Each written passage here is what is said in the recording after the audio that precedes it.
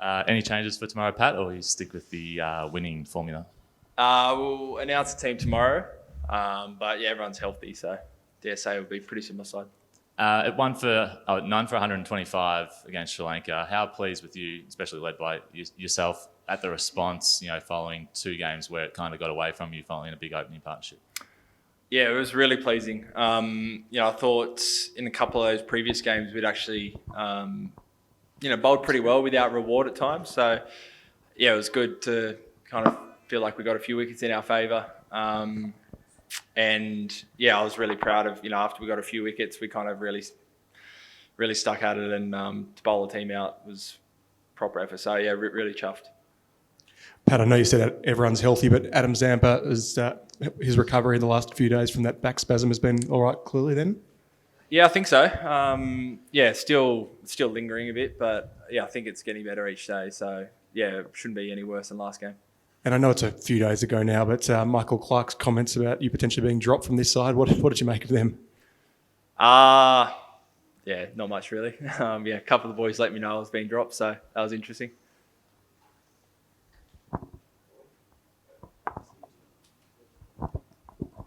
Pat, what do you expect of Pakistan? What do you make of their progress so far? What are the dangers in their team? It's quite a few really. They're a side that always seems to be right up there. Pretty well structured, I think, across. Some really good quick bowlers who can do some damage. Some spin bowlers that can bowl 20 of their overs plus. And then they've got, I think Rizwan's the leading run scorer. Babar Azam's always good. A couple of other batters that have scored a lot of ODIs lately. So they're a really strong side pretty much in all facets. Pat, the win against Sri Lanka aside, in a long tournament like this, do you keep ticking boxes along? Because there's always that talk of peaking at the right times. And if so, what boxes do you think you did tick against Sri Lanka? Yeah, probably given up the right to peak at the right time by losing the first couple. But I think you're always chasing that perfect game. I think for most of last game we were really good. But yeah, there's always a couple of little areas. Yeah, again, they had a big partnership up front. Took us, 5 wickets down, I think, to knock over the title. So it was a really good game, but there's always little things you can look at. And sorry, just on that, Pat, how much of it came from you in the sense, in the early half, the first 25 overs, there was obvious frustration, the wicket wasn't coming, you shrugged your shoulders as well once, but then the drinks break, getting those first 2 wickets, so how much of that came from you, and did you just fire yourself up in that period? I don't know.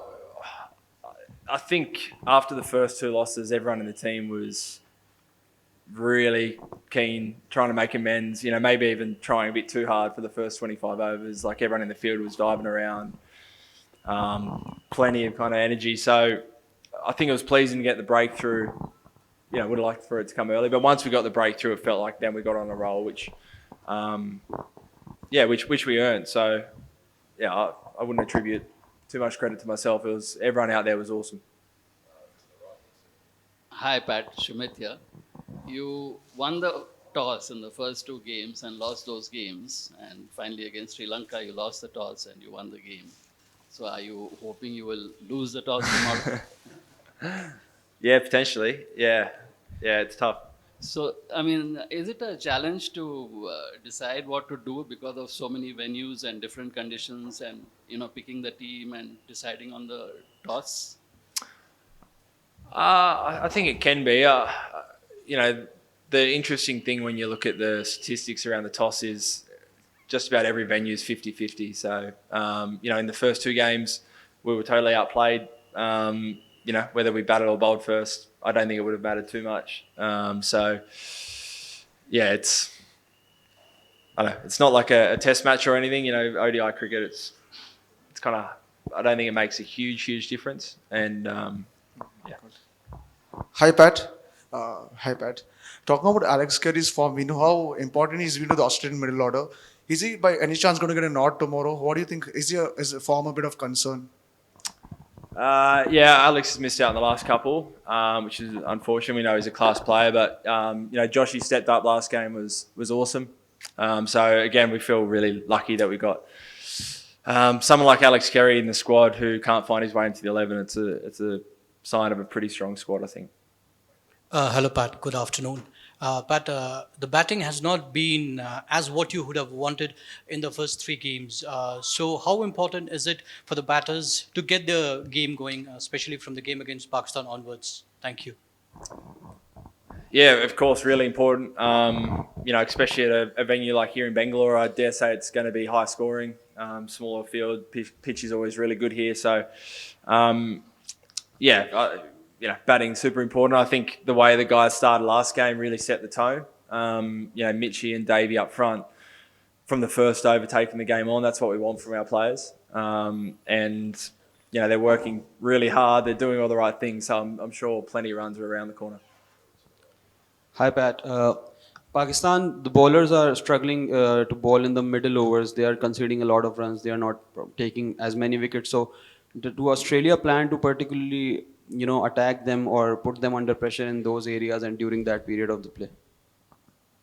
I don't think we'll, have a really specific plan around that. It is most games of ODI cricket's won in those middle overs, either by, not conceding wickets when you're batting or trying to get a few breakthroughs with the ball. So, it's an area of the game that we spend a lot of time on how to navigate through. We're always, to our players, play what's in front of you. If you feel like it's a good opportunity to attack, then go for it. But if it feels like maybe a moment that you just need to bide your time and set up for the back end, that's also okay. Hey Pat, just with the start that you've had in this World Cup, a lot of observers talking about how much, particularly I guess with the bowling nucleus of the bowling attack, Cameron Green, that players have looked a bit tired because of the volume of high intensity cricket you've had in the last 6 months. Is there anything in that? Would you admit it if there was?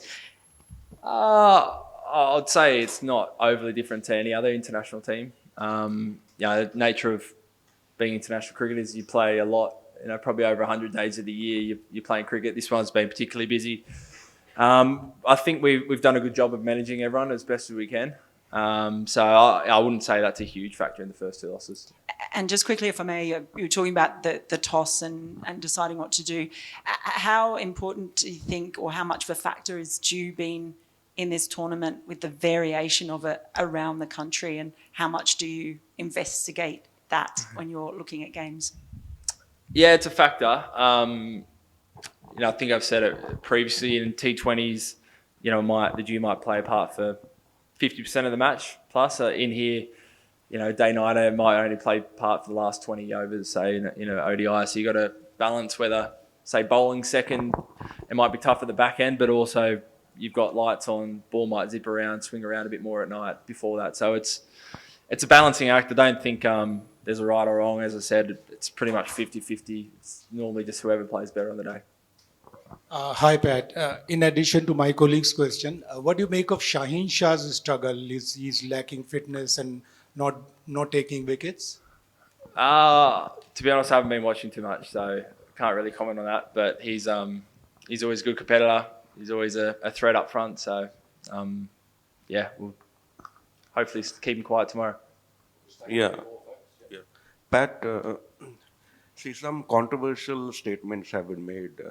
Firstly, Mickey Arthur has made some controversial statement. Then we saw even Mohammad Rizwan, he made a controversial statement that he's supporting this victories dedicated to Hamas. So do you think this all is required on the cricket field? Because it's simply politicization. What's your view on this? I think I only got half of that. But yeah, I love seeing sports people seeing their personalities brought out as well. So yeah, no hugely strong thoughts either way.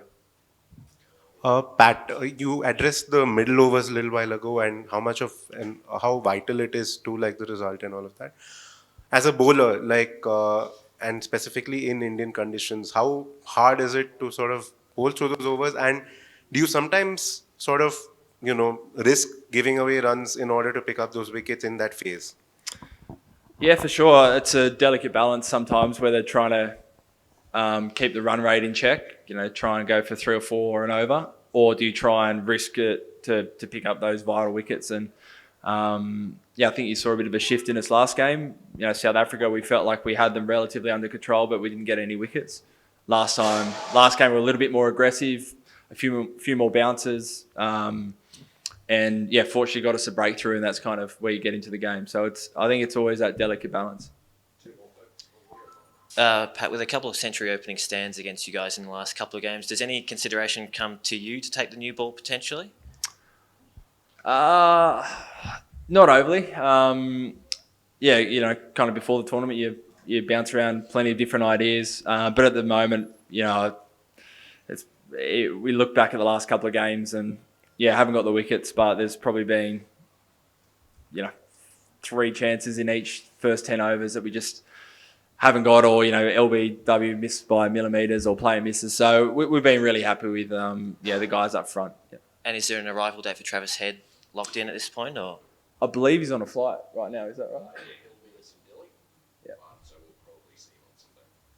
Thank you.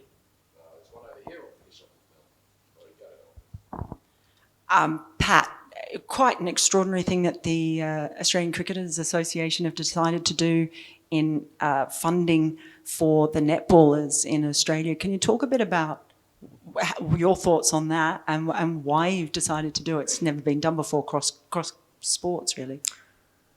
Yeah, I can. Obviously the netballers are in a bit of a tricky situation at the moment. We're in a similar situation 6 or 7 years ago. And we got some support that really helped the players.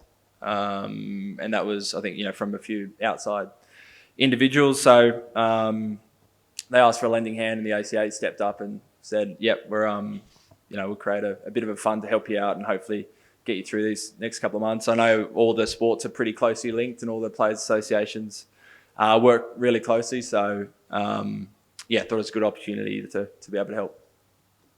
Pat here. Was there a sense of relief for you guys when you saw the Netherlands-South Africa result? And how much does that open up the whole kind of situation thing for you? Yeah, it was good. I won't lie. I think it just evens all the teams out really. So they played really well. We've got them after this game. I think what we're seeing in this tournament is it's 10 really strong sides. It's not sides that are just making up numbers. They've all qualified and they're all here because they've earned their spot. So there's no easy games. It's everything's pretty full on.